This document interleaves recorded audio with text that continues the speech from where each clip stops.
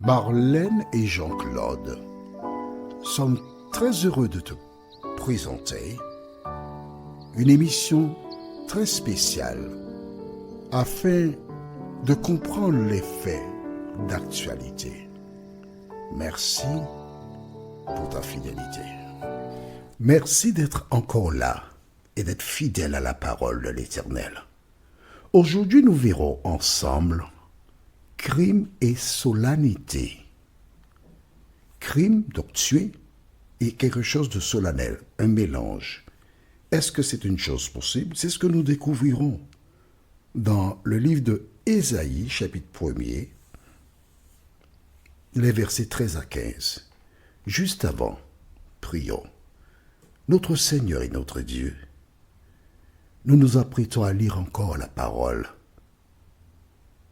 Ce thème crime et solennité nous interpelle. Alors Seigneur, tandis que nous prendrons le temps pour lire, que le Saint-Esprit scelle dans nos cœurs et dans nos pensées la parole.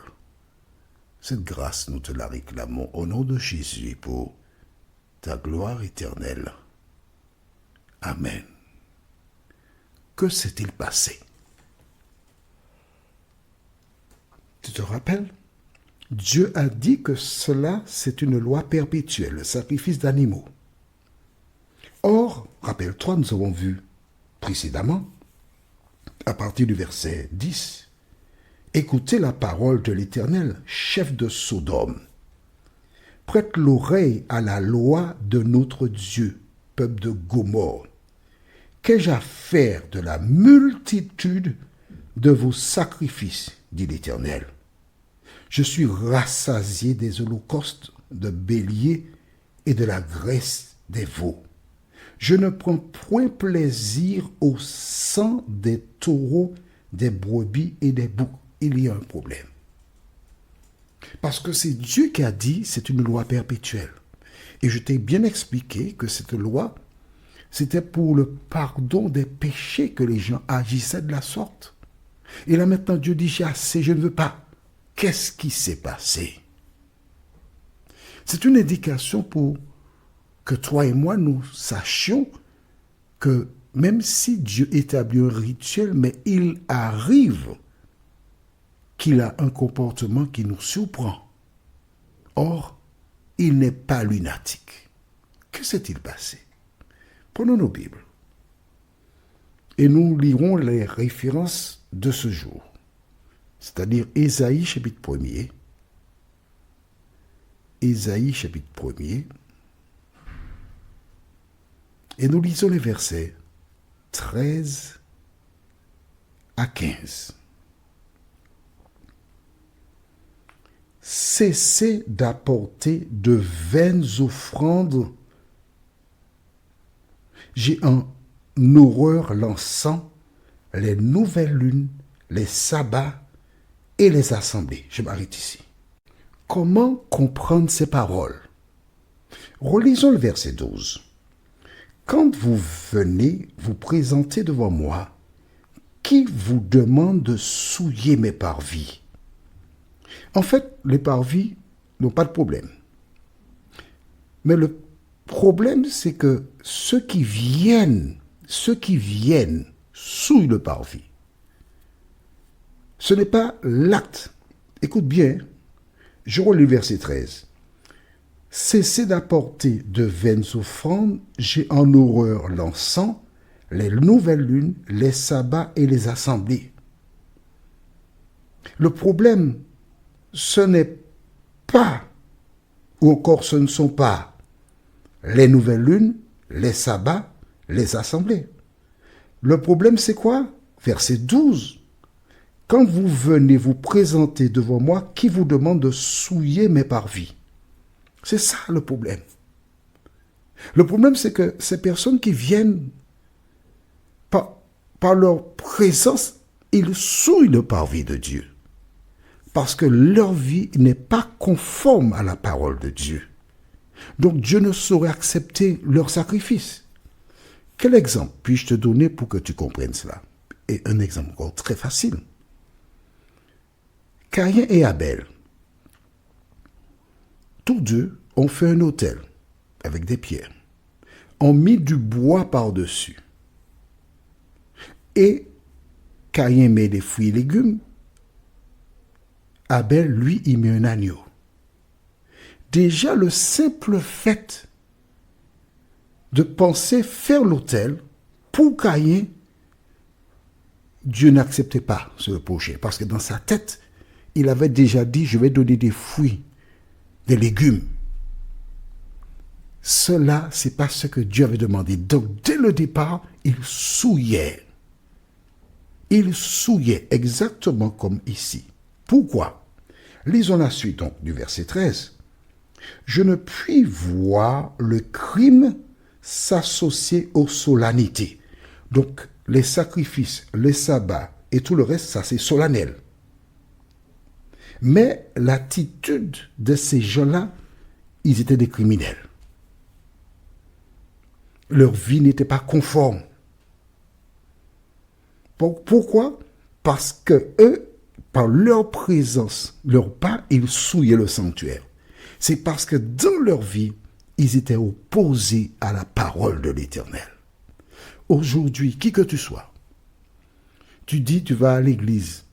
Mais si tu pars de ton domicile, même avant de partir, tu es en mauvais terme avec quelqu'un, tu dis du mal de quelqu'un, quand tu te rends à l'église, tu souilles les parvis de l'Éternel. Si tu as dérobé quelque chose et tu n'as pas restitué, demandé pardon, tu souilles les parvis de l'Éternel. C'est ce que cela veut dire. Parce que Dieu ne change pas. Il ne peut pas donner une loi et après dire, vous souillez. Mais là, tu as l'élément puisqu'il dit c'est le mélange du crime et la solennité. Un mélange. Ce que Dieu demande, c'est un cœur non partagé. Est-ce que c'est clair pour toi? Est-ce que tu as compris? Continuons.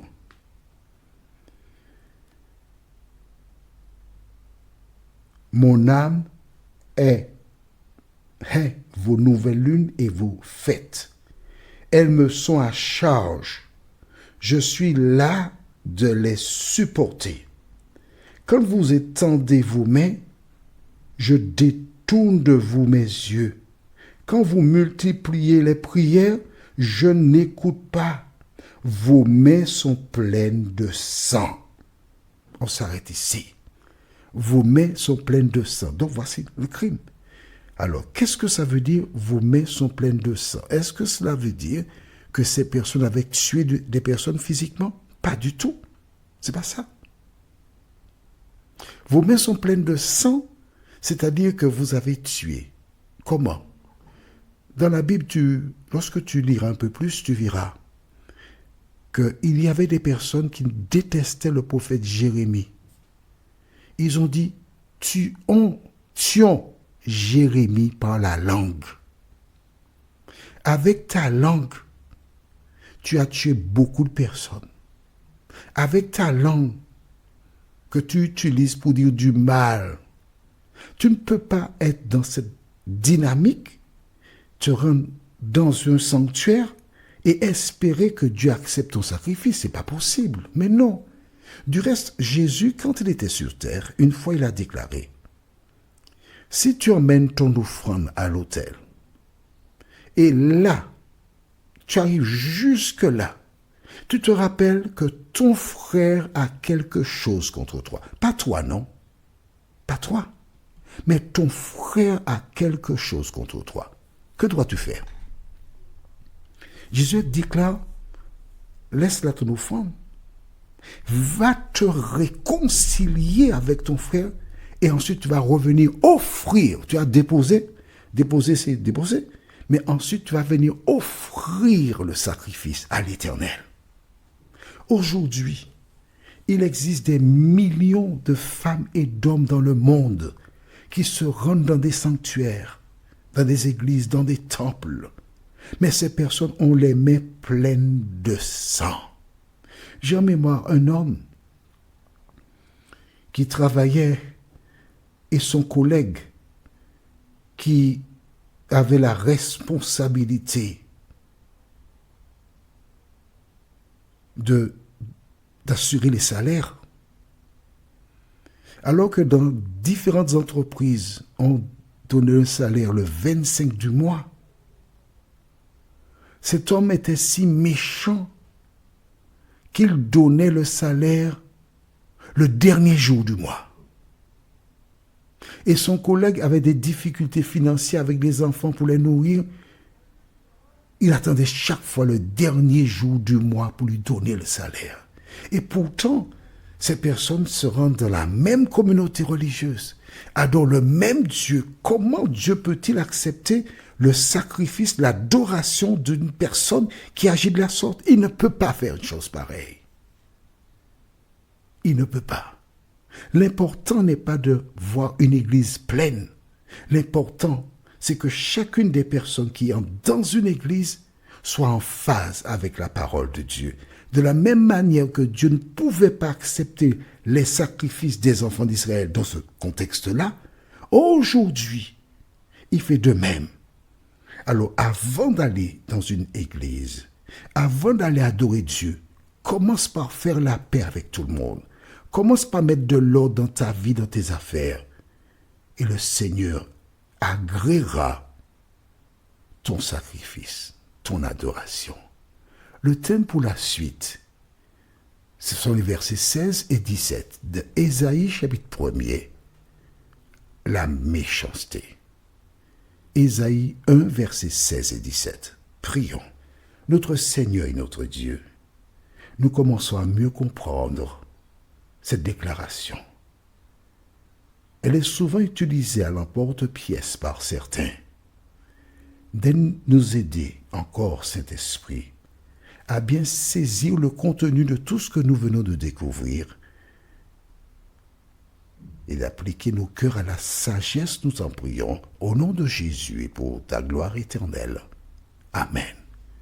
Que l'Éternel continue de te bénir et il me tarde de te retrouver.